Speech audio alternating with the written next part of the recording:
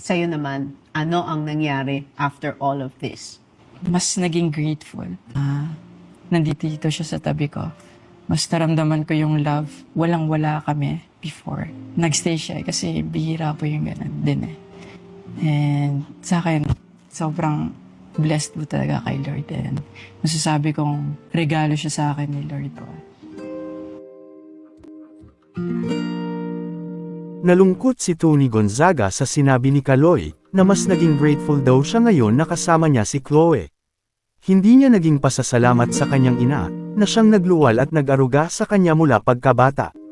Ang kanyang mga magulang ang nariyan mula pa noong siya'y sanggol, nagpapalit ng lampin, nagpapasuso, gumagabay sa kanya sa pagkain, pagtayo, at paglalakad. Sila ang naglalaban ng kanyang mga damit, nagpupuyat para alagaan siya, at palaging nasa tabi niya sa tuwing siya'y nagkakasakit.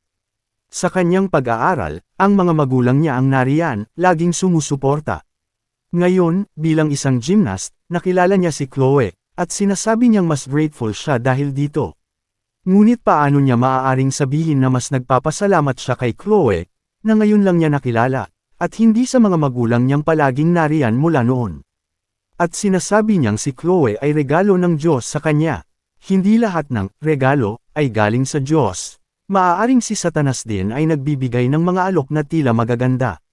Si Satanas ay bihasa sa pag-aalok ng mga bagay sa kamunduhan. Ang tunay na biyaya o blessings ay hindi lamang nasusukat sa mga material na bagay o tagumpay.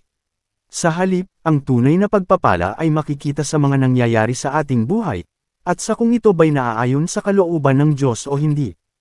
Kaloy, sinabi mong mas naging grateful ka dahil kay Chloe at sa pagkapanalo mo ng 2 gold medals, ngunit hindi ito batayan ng biyaya mula sa Diyos. Ang ideya na si Chloe ay regalo mula sa Diyos ay hindi wasto lalo na kung ito'y nagdadala ng karahasan o kasamaan.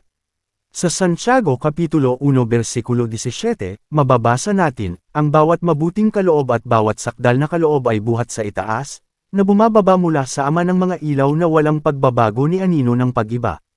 Ipinapaalala sa atin ng talatang ito na ang lahat ng mabuti ay mula sa Diyos, at hindi siya nagbibigay ng masama.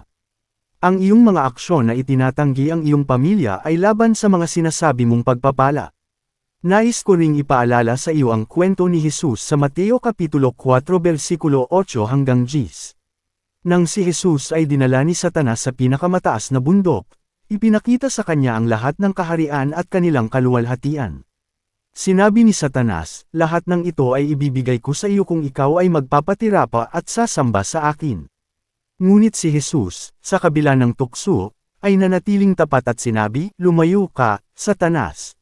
Sapagkat nasusulat, ang Panginoon mong Diyos ang dapat mong sambahin at siya lamang ang dapat mong paglingkuran. Katulad ni Jesus, Kaloy, maaaring ikaw din ay tinutukso ng mga tila magaganda at kaakit-akit na alok. Dapat mong suriin kung ang mga desisyon mo ngayon ay nagdadala sa iyo ng tunay na kaligayahan at kapayapaan, o kung ito'y nagiging dahilan ng tukso sa iyong buhay. Hindi lahat ng biyaya ay makikita sa mga tao o tagumpay, minsan, ito'y mga pagsubok na sinusuri ang iyong katatagan sa pananampalataya. Manatili kang tapat at magtiwala sa Diyos, tulad ng ginawa ni Jesus. Isipin mo ang magiging epekto ng iyong mga desisyon sa hinaharap.